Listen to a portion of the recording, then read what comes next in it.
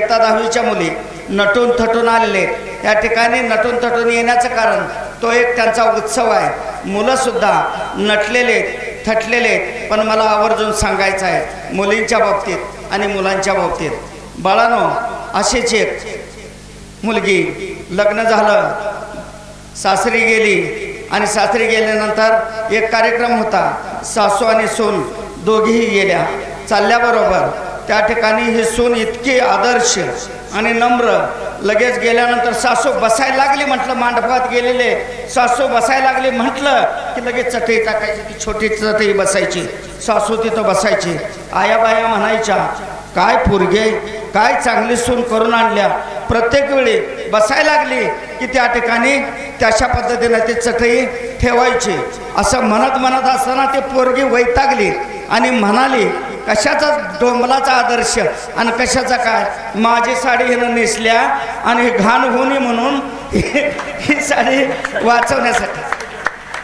तशा सोना होऊ नका, तशा सोना कधीही होऊ नका. बाळांनो, तुमच्यासाठी मी मगाशी येत असताना मगाशी वार्ताहर साहेबांनी सांगितलं की मुलं गाड्या पळवत होती, बुलेट पळवत होती, जोरात ओरडत होते आणि सगळ्या गोष्टी करत होती. आज मुद्दाम मला परिस्थितीनुरूप सांगतो, मुद्दाम मला ही गोष्ट सांगायची आहे. आज मेजर बरेचसे आपल्या गावाचा आदर्श आहे, त्यांच्याकडेच बघायचं आहे. फार मोठे आदर्श बघायची गरज नाही. बाळांनो, एक सांगतो, तुमच्यासारखाच आपला गडदे वगैरे ह्यांच्यासारखा थोरातसारखा मुलगा हळूहळू 10वी 12वी झाला, मिलिटरीमध्ये भरती झाला आणि भरती झाल्याबरोबर आता तुम्हीच भरती झाल्यानंतर आनंदानं तुम्ही त्या ठिकाणी गेला आणि आपली नोकरी जी आहे ते पूर्ण केली.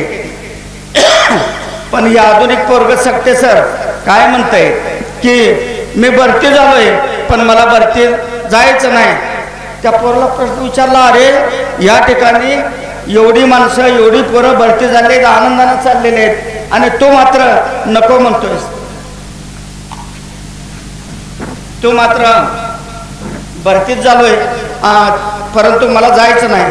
त्याला प्रश्न विचारतात ते कॅप्टन, तुमचे जे भरती करणार कोण आहे ते विचारतात, मला का रे तू का जात नाही. हे बघा म्हणला, मी भरती होईल का नाही हे माहीत नव्हतं, परंतु आता मी भरती झालोय.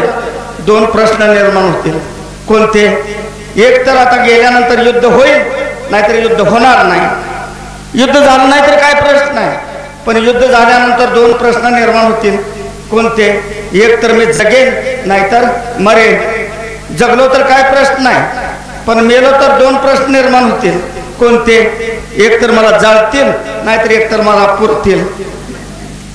जाळलं तर काय प्रश्न नाही, पण पुरलं तर 2 प्रश्न निर्माण होतील. कोणते?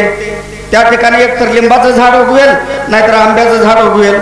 आंब्याचं झाड उगवलं तर काय प्रश्न नाही, पण लिंबाचं झाड उगवलं तर 2 प्रश्न निर्माण होतील. कोणते? ते एक तर लिंबाचं झाड लिंबोळ्या देईल नाहीतर देणार नाही. दिलं नाही तर काय प्रश्न नाही, पण लिंबोळ्या दिल्या तर पुन्हा 2 प्रश्न निर्माण होतील. कोणते? तर त्या लिंबोळ्याचा साबण एक तर साबण तयार करतील किंवा फेकून दिल्या जातील. फेकून दिल्या तर काय प्रश्न नाही, पण ते जर लिंबोळ्या त्याचा साबण तयार केला तर पुन्हा 2 प्रश्न निर्माण होतील. कोणते? एक तर अंगाला लावायचा साबण तयार करतील नाहीतर एक तर कपड्याला लावायचं साबण तयार करतील.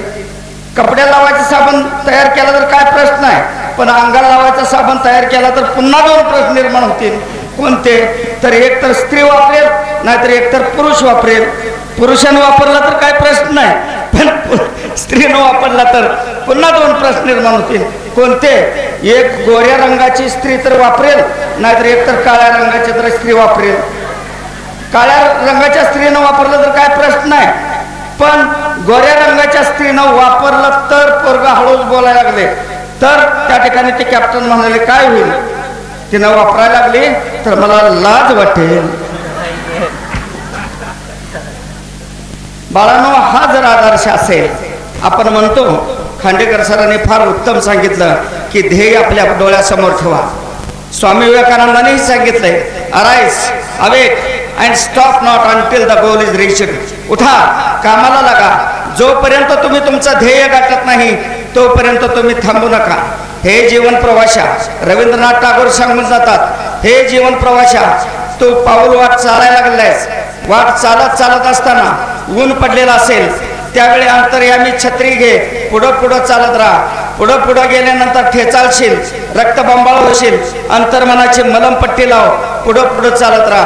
पुढं पुढं गेल्यानंतर पायऱ्या चढत असशील, दम भरलेला असेल, अंतर्यामी विसावा घे, पुढं पुढं चालत राहा. पुढं पुढं गेल्यानंतर काळाकुट्ट अंधार पडलेला असेल त्यावेळी अंतर्मनाची छत्री धर, पुढं पुढं चालत राहा.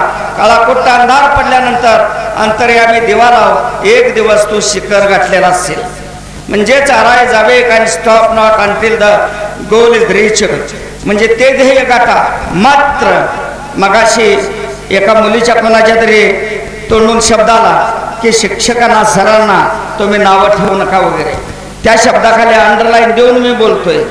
गुरुर ब्रह्मा गुरुर विष्णू गुरुर देव महेश्वरा. आपण म्हणतो जे गुरु आपल्याला शिकवत राहतात त्या गुरुंनी शिकवलेलं जे शिक्षण आहे आपल्याला भविष्य काळात उपयोगी पडणार आहे. मात्र ढोंगी पद्धतीचं इथं नाही.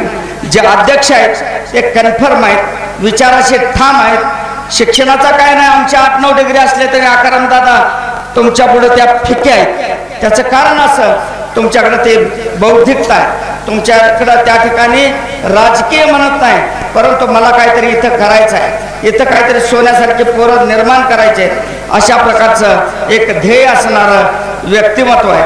म्हणून बाळांनो, ध्येय म्हणजे काय आहे? शेवटी प्राण गेला तरी बेहत्तर पण माझा प्रिय धर्म सोडणार नाही म्हणणारे छत्रपती संभाजी हे ध्येयवादी होते.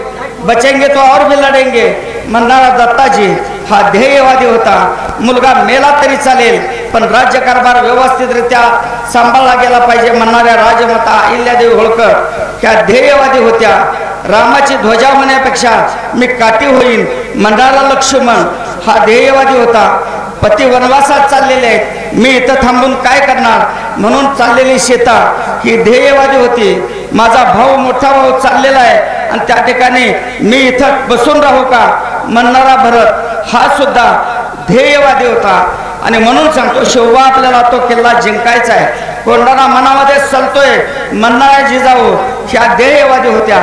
स्वराज्याचं सुराज्य आपण केलं पाहिजे यासाठी लढणारे आयुष्यभर महाराष्ट्राचं लाडकं नेतृत्व म्हणा किंवा एक चांगला आदर्श व्यक्तिमत्व म्हणा छत्रपती शिवाजी महाराज हे आपल्यासाठी ध्येयवादी होते, आदर्श होते.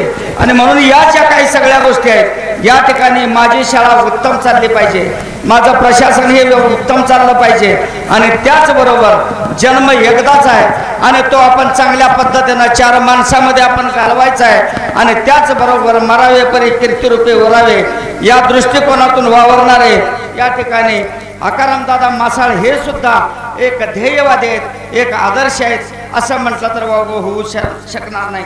म्हणून आपल्याला जर ध्येयाकडे जायचं असेल तर शिक्षणाची कास ही धरलीच पाहिजे. मात्र शिक्षकांना नाव ठेवू नका. या ठिकाणी एक उदाहरण तुम्हाला देतो.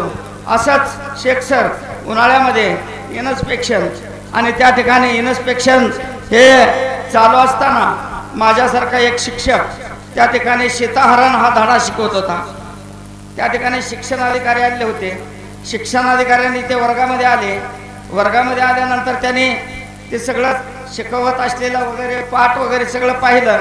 सीताहरणामध्ये अनेक राजे आले, शिक्षक शिकवत होते, अनेक राजे आले. त्या ठिकाणी ते धनुष्य उचलला, धनुष्य अंगावर पडला. अनेक राजांच्या बाबतीत असंच झालं.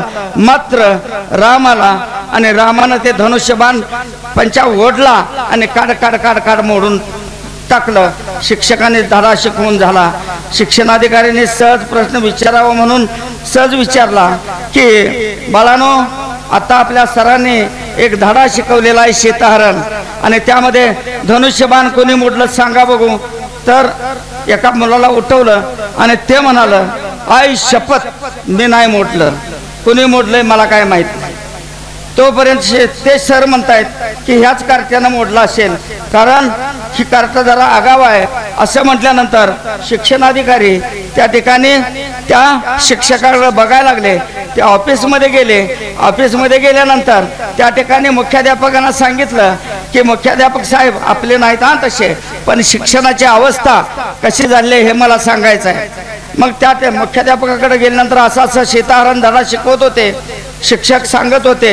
मी सहज प्रश्न विचारला तर त्या ठिकाणी त्या विद्यार्थ्यानं सांगितला मी नाही मोडला म्हणून. शिक्षक सांगतात त्या कार्ट्यानंच मोडला असेल, आता काय करायचं. त्यावेळी मुख्याध्यापक म्हणाले सर ते कार्ट जरा आगाव आहे, त्या कार्ट्यानंच मोडला असेल.